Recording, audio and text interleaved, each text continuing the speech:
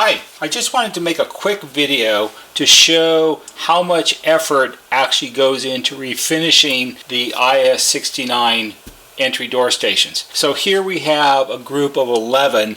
These came back from the bead blaster yesterday, and out of the 11, these 4 castings are almost dead on perfect. There's nothing wrong with them. They're in really great shape. So I'm going to put these off to the side, but I'm going to show you what happens to the rest of them. So far, as of this group, we have had about 60 IS69 door castings bead blasted, and we're well on our way to refinishing them. One of the things that we've learned is not all of the castings are created equal. IS69s were produced by NuTone between about 1986, could have been 1984, I didn't actually go back and look, all the way through about the end of 2010. So that's a really long time. And they were most likely made in many different locations by many different vendors for NuTone, because they didn't do the castings themselves. They had some company make them for them. What we found is there are a variety of different materials that were used to make the castings. Now, I was told originally a long time ago that the castings were made out of a material called Zymac. Zymac is a zinc and magnesium alloy, and it's used a lot in castings because it's easy to work with and it finishes really well and all those sort of good things. But it turns out that not all IS69s are made out of Zymac. We've had some that were made out of what looks like some sort of run-of-the-mill, what they would call white metal or pot metal, and some of them are actually made out of aluminum. It seems that the IS69s that were finished in white, and the white finished ones, the white was not a painted finish, it was a powder coated finish. It seems that those were the ones that most likely were made out of either aluminum or the white metal or the pot metal. And that was somewhat of a surprise to us. When the bead blasting happens on those, it has to be done differently because the aluminum and the white metal or pot metal, we're just going to call it pot metal from now on because it's easier. It's a lot softer and it's more the bead blasting is more abrasive to it than the Zymac is, and it tends to eat it away. So what the bead blasting company decided to do, which I thought was a good idea, is they have this chemical solution. They call it paint stripper, but it's really not, because the bead blasting company, EPS, they also do powder coating there. And so if they have to remove old powder coating, this is a solution that they immerse the item in to dissolve the powder coating. And what they decided to do was to dissolve the white powder coating from the castings before they did the bead blasting so that it would be less abrasive on the pot metal or on the aluminum. One of the things that happened when they first tried that was this. This is the remains of an IS69. It was most likely one of the ones that was made out of the pot metal. And the paint stripping material that they have, it just dissolved away the pot metal because it's much too harsh for this kind of material. And this was the end result. So we had a loss with this one. Once again, and they felt really bad about that. So they once again rethought how to do this. They came up with a lighter material to do the initial blasting with to get the finish off, and that turns out pretty well. Even so, these 2, 4, 6, 7, these are all Zymac castings as near as I can tell. That one could possibly be aluminum. You can sort of tell by the weight, because the Zymac casting is heavier than the aluminum or the pot metal casting. Now, so far, as for the pot metal thing, we've only had 2 so far that were like that, but this is a very small sample out of the total production. You know, if they made them for 24 years, there's a lot of IS69s in the world, so it's kind of hard to tell. But one of the things that happens with the bead blasting, even on the Zymac casting, is you get a certain amount of pitting that happens in the surface of the casting because of impurities in the material. So I've chosen this one out of the group of 7 to show you. This is the best of the worst ones. For the most part, the surface of the casting is great, except up here on the top edge right here, which I hope you can see, is probably hard to see in the video. There's very light pitting across the surface here, and it's a little rough, and we have a way to deal with that. If we move to this one, which is probably the next best one, we'll zoom out a little bit. You can see here on the face of it, on the flat portions, you can actually see all the pitting, and there's pitting up here on the top edge. In fact, there's a fair amount of pitting all the way around on it. This type of pitting is because there were impurities in the Zymac, and there were portions of it that were probably softer than the rest. The bead blasting eats away at the softer material faster than it does the harder material, and you end up with a pitting. Then we have ones like this. Well, let's do this one. This one looks pretty good. You can see that there's still a little bit of the copper flashing on the Zymac. This was put on before the brass plating so it would all adhere well, and what they said was this won't interfere with the painting, but they didn't want to go any deeper because they're afraid they're going to damage it, and they're trying to be really careful with all this for us. But you can see up here on the top edge, right here, there's some pretty heavy pitting, and a little bit right here across the edge, sort of on the fold of the edge here. So that one's not horrible. And then we move on to this one. This one has pretty heavy pitting all the way around on the front of it. There's a lot here, there's a lot here, there's a lot on the sides. It's pretty heavy. And then we have the worst two, which are both these two. Now this one doesn't seem like it weighs as much as this one. I don't have a digital scale here at the shop. I guess I should. You can tell it just weighs less. And this one feels pretty much the same as that one. So it's kind of hard to say exactly what the material is. But you can see here, I hope, you can see there's a lot of rough surface texture on the whole entire casting. It's just all over the place. And this one is by far the very worst one, where there's just a lot of surface irregularities in the whole thing. So you might think, well, this is toast, this will never be any good, we'll never be able to use this, but that's not really the case. What we do with these is, because we have to conserve these, it's not like IS69 castings are falling out of the sky for us. We have to accumulate them, and we have to be able to deal with irregularities that come along while we're working on these, because the ones that we finish, we're going to do it on an exchange basis. So we're going to be taking the customer's original one back, and you can't pick and choose. You have to take back what the person sends you, as long as it's not, you know, horribly damaged, like the corner's broken off or something. That's all fine. So what do we do with this? Well, what we're going to do is we're going to do just like they would do in an automotive body shop when they do body repair. There's always a certain amount of small pitting and irregularities and things when they do body work on a car, and you have to have a way to fill that and deal with that, and that's what we're going to do here. So I chose this one to show you as an example. This was the, I think,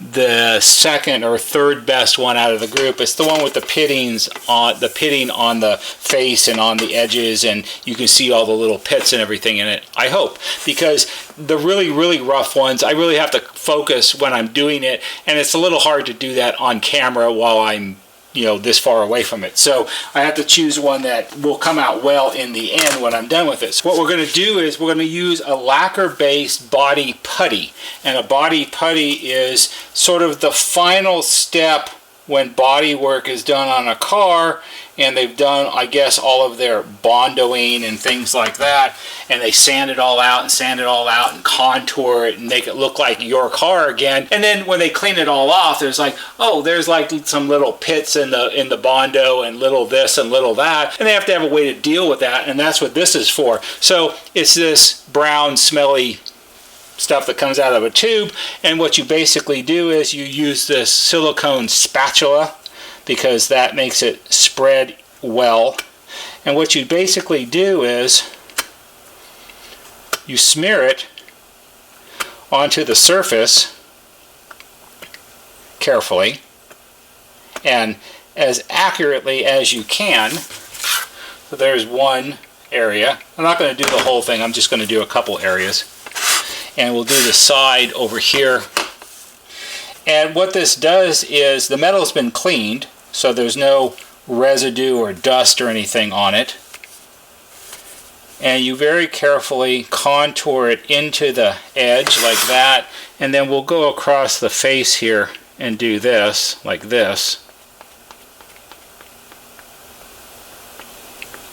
And you sort of push it down into the pits and things as you go along.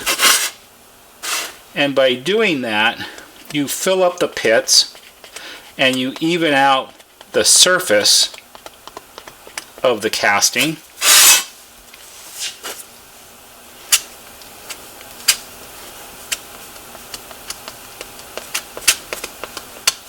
To make it usable.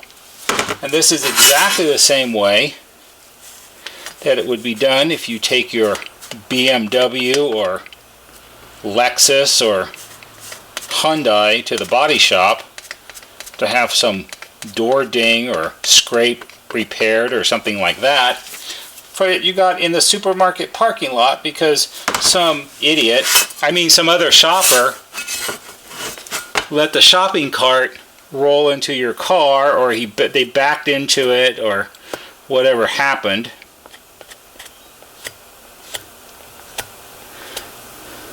So I guess we will probably end up showing you how to do the whole thing. So we'll do that. And we've just got one more edge to do. This stuff is very strong. Normally I do this outside the shop, where there's better ventilation than I have in here.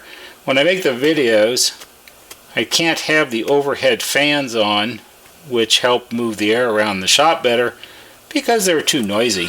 Alright, so there's all four edges and the face of it. We'll fix this where I smudged into it, and this right here. And this will now go outside in the sun, because I'm a big believer in solar drying. Solar drying is good because it's reliable, it's fast, and it's free. Free is good. Like this, and then it will dry, and I'll probably let it dry till tomorrow just to make sure it's thoroughly dry. And then after it's dry, then it gets sanded with wet dry sandpaper, and basically you sand off the majority of the filler, and what you have left is little bits of the filler are in the little pits and everything, and then you'll have a nice smooth surface. For those of you who at this point are thinking, well, that's no good, that'll never end up looking like a brand new one when it's all done, it'll always look horrible and it's got all this filler and stuff on it, you'd be wrong. Because, we'll put that over there, this one started off exactly the same way. In fact, this one was probably worse than this one. This was from the very first group that we had bead blasted. This one most likely is made out of aluminum, and it looked very much like it was probably worse than that one. It maybe wasn't quite as bad as this one. It maybe had quite as many surface irregularities, but it was pretty close. And they were, in fact, EPS, they were actually kind of embarrassed. They said, we're really sorry, maybe we think we ruined it. And I said, no, I think I got an idea. So this one started off looking like that one, and this was filled and sanded. And then after you fill and sand it and you smooth it all out, and it gets a coat of the epoxy primer, which then you sand out and give it a second coat of epoxy primer. And really the purpose of the primer is it builds up the surface of what you're painting, and then you sand it out and you end up with a nice smooth finish that you can spray your final coat on. So these are all usable. This is just part of what has to be done to refinish these or refurbish these so people will want to use them again. The point of all this is there's a lot of work that goes into doing this. Each one of these is hand done. This is not a mass production thing, and we are formulating our process here so that this happens on a fairly easy and regular basis, and if you do a large number of them at one time, it makes it more efficient and all that kind of stuff. But it's not like these aren't getting sent out to some body shop somewhere and there's some guy there that begrudgingly is doing all this for us and doesn't really care. These are done here by us, and we do everything that we can to make them as perfect as we can for what we can do. It's not like we're slacking on all this. A lot of attention, a lot of effort has gone into this so far, and I think that you should see that and be aware of that, because most people don't really have any idea what something like this takes to do. Hi, I'm back. So it's been about 3 hours since you saw me putty up all the little pits in this IS69 casting, and after it sat outside for about 2.5 hours and dried out in the sun, it was time to go ahead and sand it down. I saved you all from having to watch me stand there and sand off glazing putty, because that's kind of like watching paint dry, and nobody really wants to do that. So what we're left with here is an IS69 casting that was full of pits, but now if you look carefully, I think you can see the pits. I think you can see over here the best, maybe. Try to get the light just right, like that maybe. The pits are all filled up with the glazing compound, and then it's the excess has all been sanded off. So what we're left with is a nice smooth finish with no pits that you can feel. It feels very smooth. Now, one of the tricks, if you want to do it, if you want to really judge how smooth something is, you can rub your finger over it, but there's a better way to do it. One of the tricks in the world of auto body repair and preparation and detailing and things like that, if you want to really judge how smooth something is, what you do is you take a little piece of cloth like this. This is fairly thin. This is a piece of general purpose cleaning cloth I keep here on the workbench, and what you do is you put the cloth on it and then you rub it like this, and that way the cloth tends to amplify any irregularities that your finger wouldn't normally feel. When I do this, it feels perfectly smooth and even. But when I do this, you can actually feel some of the little pits where they've been filled in on the surface of this. Think of it kind of like the fairy tale about the princess and the pea, where they put the pea under the mattress, but she was so sensitive that she could tell that it was still under there. It's sort of that kind of idea. This won't be a problem because the two-part epoxy primer will fill in anything that remains, and then once that's dried, this one will get sanded out again, and it's going to become like all of its cousins that are surrounding it right now. I've got 13 IS69s. These have all previously been filled, sanded, and have their first coat of primer on it, and while this one was drying out in the sun, what I did was I went through all of these and did the first sanding on the first coat of primer. So these are all now ready for their second coat of primer, and then within a week's time they'll all be painted in whichever color I choose to paint them. So what I decided to do is I'm going to let you follow this one through the entire process, and I'll show you as much as I can. I didn't think watching me sand out the glazing compound was all that exciting, so I didn't really do that. We're going to name this one Fred, and you're going to get to follow Fred all the way through the beginning of his life as it started here in the shop, all the way till the end, until I decide what color we're going to paint it, and then you'll get to see it painted at the end. So I'm going to let you follow Fred all the way through. This will be many parts within one video. The next part will be when Fred goes out to get his first coat of primer applied. So I'll see you when I'm ready to do that. Hi, it's the next day, and you remember Fred, don't you? Fred's our example IS69 that I'm going to let you follow his journey all the way through getting refinished. Yesterday he was puttied and glazed and then sanded out, and now he's ready for his first coat of primer, front and back. The first thing we have to do is we have to clean him, because cleanliness counts a lot when you do something like this. You don't want any oils or waxes or anything on the surface of the metal that will disrupt the adhesion of the primer. So cleanliness is important, and cleanliness counts all the way through this process. Every single time we do something, everything has to be thoroughly cleaned. So we use this water-based anti-static surface cleaner. This is better than using things like lacquer thinner because it doesn't have all those horrible outgases that you get from things like lacquer thinner. It actually ends up being a little more expensive than lacquer thinner, but the reality is it's worth buying and using because in the end everything turns out better. And we're going to give him a really good cleaning here, front and back.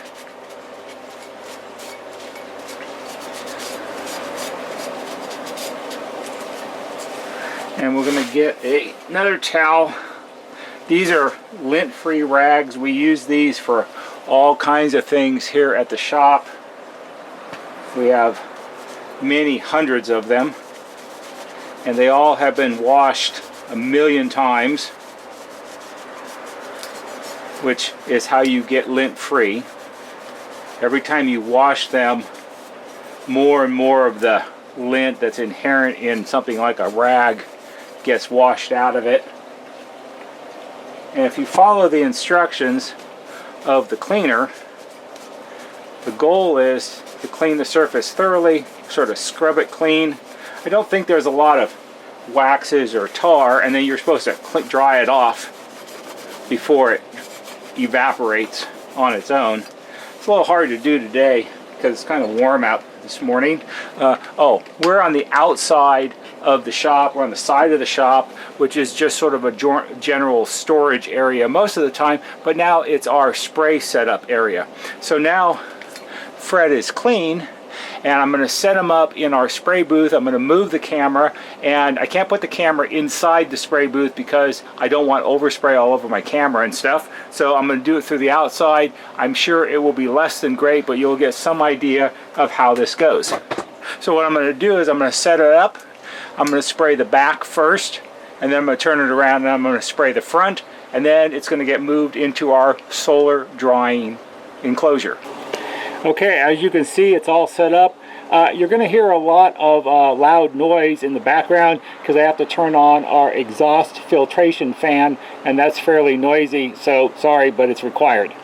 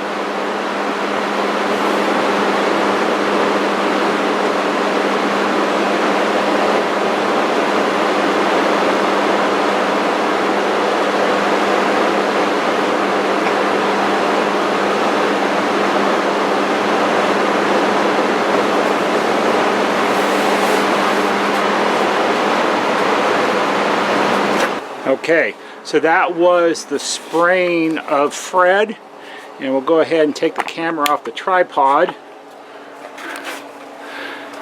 And here is a look inside our solar drying enclosure. There are the 11 castings that I prepared yesterday. They all received their second coats, and here in the corner right here you can see Fred, and they'll all stay in there now for at least 24 hours. The other 11 that have 2 coats of primer, they'll get color coated this week, and Fred and his companions, because there are 6 other ones that have to be sanded and have their first coat of primer, Fred will wait around until the other 6 are ready, and then I'll do the first coat on those, and then they'll all get second coated at the same time. See you on the next part of this video. It's Fred's ongoing saga. A few days have passed, and our example IS69 that I'm showing you the process of what we do was thoroughly dried, and after it was dried, oh, remember, this is Fred. We just saw Fred get spray painted. After it was thoroughly dried and it was closely inspected, what I found was there were a few spots where there were slight imperfections or little pinholes that showed up through the primer, and those have to be taken care of because they'll continue to telegraph through the primer and the paint, and you'll end up being able to see them in the finish coat. They don't disappear on their own, and you can't reasonably expect that the primer is going to fill up little pinholes and things, because it just doesn't really work that way. To do that, you have to put so much primer on it that it builds up a really thick coat, and that's not really what we're going for here. It doesn't end up with the best end result. So what I did was I went around and I re-puttied all of the light spots that you see are the filler putty, and I went around and I carefully re-puttied all of the imperfections, and then once it was dried, it was all sanded out again. I spared you watching me sand it, and in the end, it's now all the imperfections, at least as far as I can see, have been corrected. And Fred's going to go back into the spray booth today, and he's going to get another coat of primer. Now, every single one of these that we do, as a standard thing, they get 2 coats of primer, and it's sanded in between each coat. Even though this one already technically has 1 coat of primer, the coat that I'm applying today will still count as coat number 1, because you don't want to have just 1 coat of primer over any of the filler. You want to have 2 before you put the finish coat on. So it's been carefully sanded out, and that's why you can see there's some areas where the casting metal has come through, and you really want to make sure, especially on the edges. The thing about spraying the sharp bent edges are the paint tends to want to pull to the side. So if this is a right angle and this is the edge, when you spray it, the paint wants to pull away from the edge, so the paint or the primer on the edge is always thinner than on the flat spots, and you have to be kind of aware of that, especially when you're sanding, that you don't sand it all off. Anybody who's ever rubbed out a car and you try to clean it up before you wax it, if you're not careful, you can easily rub through the paint on a crease,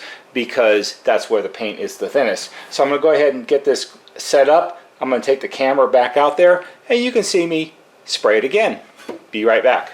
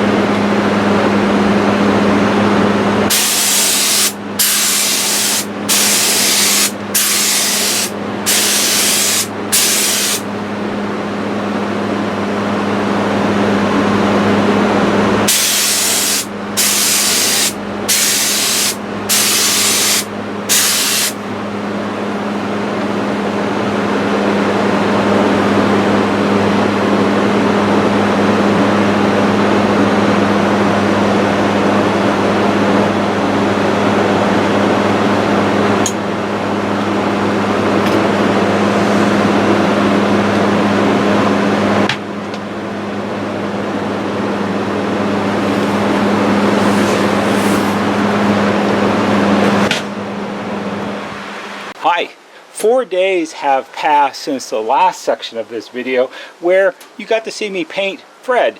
You remember Fred, don't you? He's our example IS69 casting that we're working on. It's necessary to let the primer dry thoroughly, and 4 days is good, but also there's a narrow window of time from the time you prime the item until you paint the item, otherwise the manufacturer says it may not turn out as well.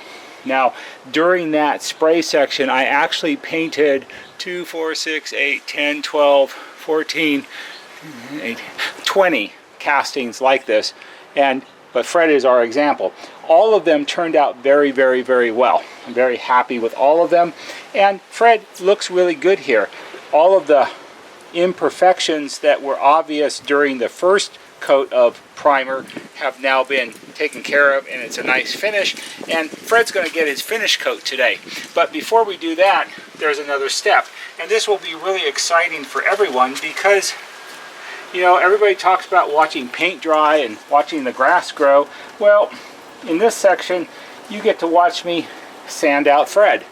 Now, it's necessary and a good idea after you've done the second coat of primer to give it a very light sanding with some 800 grit wet dry sandpaper. And that's what this is. This has been soaking in a tub of water, because that's what you do with wet dry sandpaper. You should let it soak for about an hour before you use it. It makes the backing more pliable and all that good stuff. And this is good quality. This is 3M brand from the automotive paint supply store, so it's professional.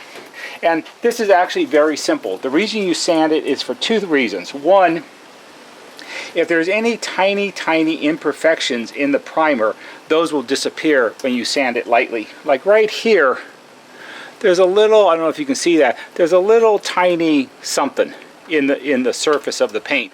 And when we sand that out, it'll just disappear and you won't see it. The other reason you have to do it is because it gives the primer a better tooth, a microscopic roughness that when you spray the finish coat on, it'll grab onto better and stick and it won't peel off. So, first thing we have to do is we have to do both sides. We have to do the front and the back.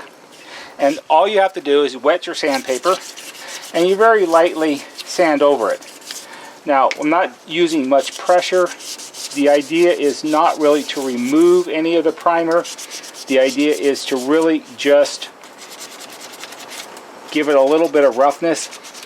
We're not as concerned with the back as we are with the front, of course, because you don't see the back, but good practice is you should do the whole thing. What you don't want to have happen is not have a good bond or adhesion of the finish coat to the primer, because then it'll be like some cars. Maybe you've noticed when you drive around, you see some cars, lots of times they're Fords, I think, and it looks like there's big sections of paint that someone's peeled off the hood, and there's this big irregular shape where the finish coat's all gone. That's because they had some kind of adhesion problem and the paint didn't stick to the primer underneath. So once we've done the back, we very lightly are going to go over the surface. And I know this is not very exciting to see, but this is what it takes to make it come out smooth and nice. And again, I'm not pushing really hard. I'm just very lightly sanding it. Now, when you use wet dry sandpaper, the reason it's wet dry is because the grit on it will fill up with primer, and then you put it under the faucet and it washes most of it away and it doesn't clog it up, so when you sand, it actually does sand. So we do that, and then we'll do across the top. When you do this, you have to be careful. We talked in the last section about the edges where things roll over, and those naturally have the least amount of primer on them, even though it's 2 coats. And if you're not careful, you can easily sand through it, and then you'll have the bare metal showing through, and you don't want that. Alright, so that's pretty much as long as it takes, as long as it turned out well. We'll go ahead and rinse it off.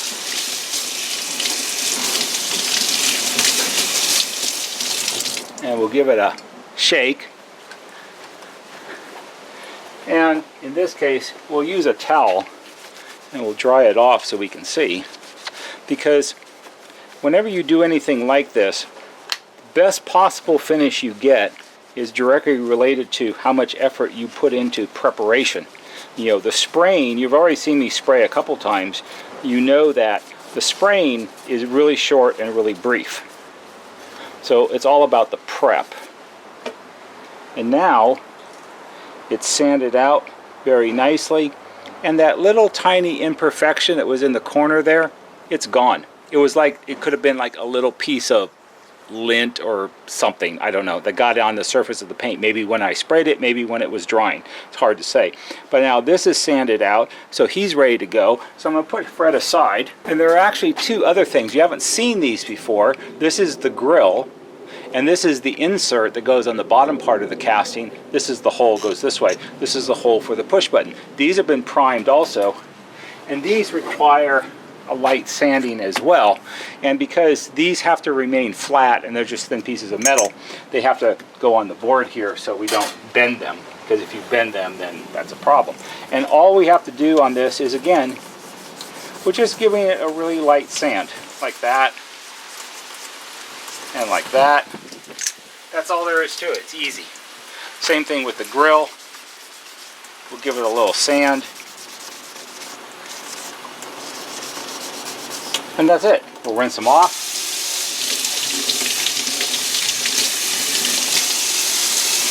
And that one. And we'll put these to dry. And briefly, once they're dry out in the sun, because that's the easiest way to do it, then they need to be cleaned thoroughly to remove any oils or residues or anything that's on the casting at all. Because if you have any kinds of oils or anything on them, you get, when you spray, it will cause the paint to separate from the spot. So let's say that there's a spot right here with a little oil.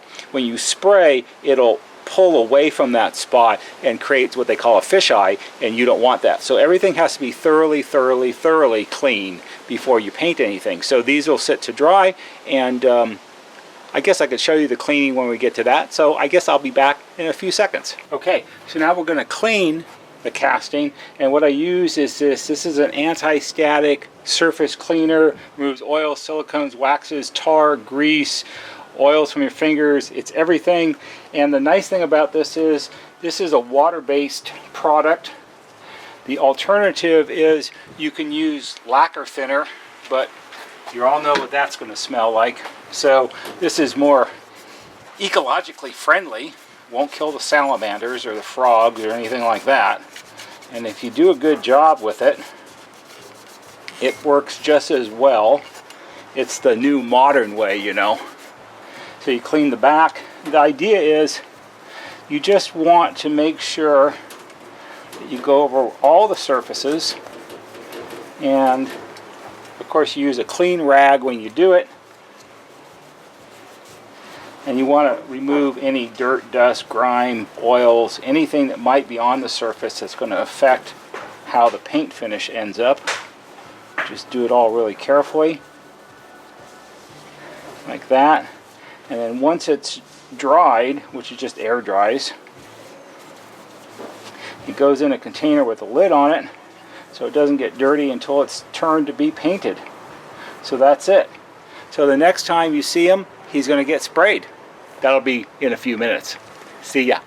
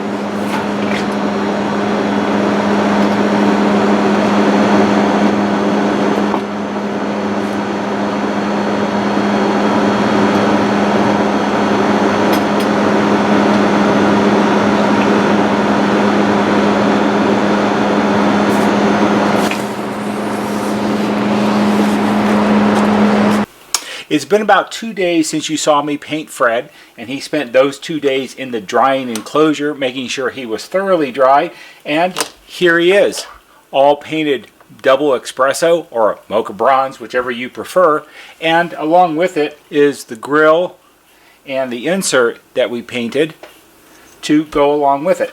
The final step here is to assemble it, and then we'll have a complete and working IS69 that's been completely refinished. So the first thing we have to do is we have to attach the grill and the insert, and of course the grill sits here and the insert sits down here. And the way I'm going to do this is, and I'm going to try to do it so you can see, we use some 3M double-sided adhesive. This is the same type of adhesive that they would use if they were putting trim or emblems or something back on your car. And previously I've made a template, and the template allows me to pre-cut the pieces that I need, so when it comes time to put them on, all I have to do is stick them down. I need a little one for there. I'll do that one in a second. Now, this is very good quality 3M top quality adhesive there. In fact, the fella at the supply house, he told me a story about how a fella came in and bought a roll of it. It comes in different widths. And a fella came in and bought a roll of it, and he used it to stick posters and things up on his wall, which turned out not to be the world's greatest idea, because when it was time to take them all down, he couldn't get them unstuck from the wall. That's how good it is. So I need to make 2 more real quick. So I'll show you how I do this. Right now we have kind of an informal template. It's just basically a little block of wood with some lines on it. And I use this little X-Acto knife cutter. You just put it down there and snip off a piece like that. Surprisingly enough, oops, that one's going to be too short. But we can use that on a shorter one another time. It doesn't really want to stick to the wood. I'm not pushing it down on it or anything. Really, I'm just sort of chopping off a piece there. Anyway, once you get this stuck down, and it's been there for a little while, it doesn't tend to want to come off. Now, usually you have to trim a little bit. As time goes on, the template will become better and better, so to make them exact. But like all of this project, there's a certain amount of handwork that you do on all of it to make it all come out the best you possibly can, just like that. So that's not too much to do. Once you've put it all in place like this, then you have to peel off the red cover. I like to do the grill first, just because it's the bigger piece, and you peel off the cover. Probably the most annoying part of all of this is the little red plastic pieces that you peel off. They have a lot of static electricity, and they want to stick on your fingers, and they get stuck on everything. One of the problems with the original IS69s was, over time,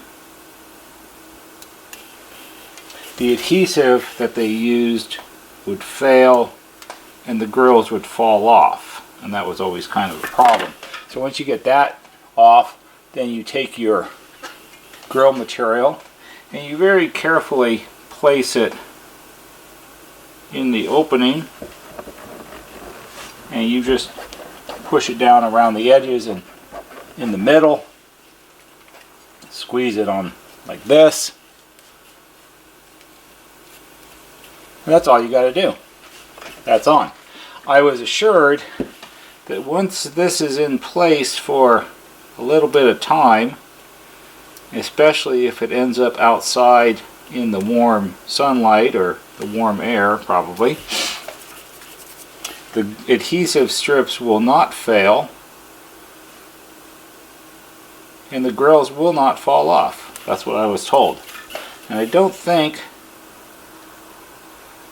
I've seen too many cars driving around with emblems half falling off.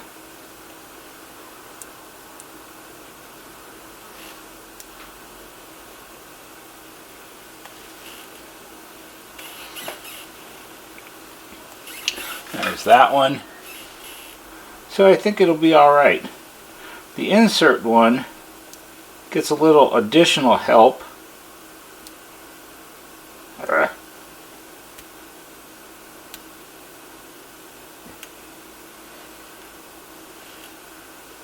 There we go.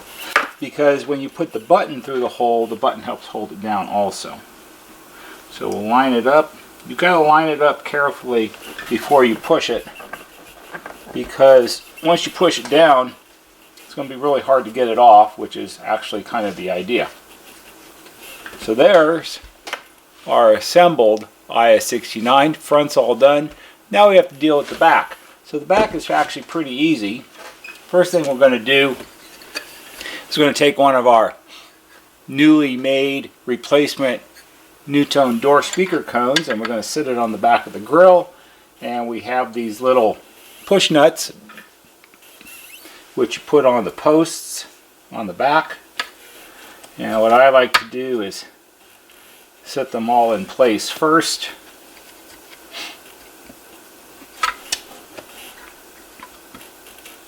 And then use a nut driver to push them down. So that's pretty easy. Once you've done that, you need to put the little pigtail leads on, and they just slip onto the connections on the back of the speaker cone terminal strip like that. And then you need to put the push button, new push button on. Now when I do this, brand new NuTone push button, lighted of course, and I put the wire on the back first and connect it up. So if you get one of these, you don't have to fool around with the little tiny screws on the back of the push button. It's all ready to go. Of course, when you put this on, it's important to make sure the NuTone name on the button is straight and even and not crooked or upside down. And there it is, a completely refinished and refurbished NuTone IS69 in Double-Espresso or Mocha-Bronze. That's it. That's the process it takes to do one of these. Oh, the last bit, which you didn't see me do, but I did it the last time I painted the brown, or I did any painting, was I painted a bunch of screws. Where'd my screws go? Hold on a second, I'll find them. I found them. There's the bag of screws. See, I told you I painted them. These are brand new screws. Originally, we thought we would be reusing the original screws, but it turns out that's more of a pain in the neck than it really needs to be. Plus, sometimes, having put in probably thousands of front door stations, sometimes the original NuTone screws, which here's one right here, that's an original, and that's our replacement. They're the same size screw, same size head, same thread, so they fit properly. However, they are about 1/4 of an inch longer, like that.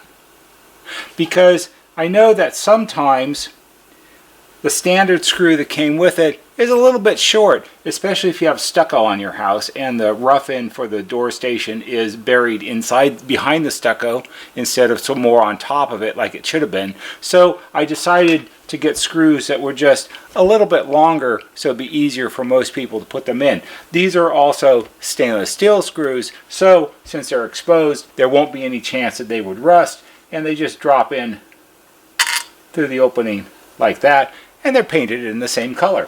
So you also get 2 brand new screws to install it with. So that's the journey of Fred, and what it takes on a step-by-step basis to create one of these. We do have these available on an exchange basis, so if that's something you're interested in, you can get a hold of me. Our contact information is down at the description of the video. It's also at the end of the video, so if you stick around and watch the whole thing, you can get our email address or our phone number.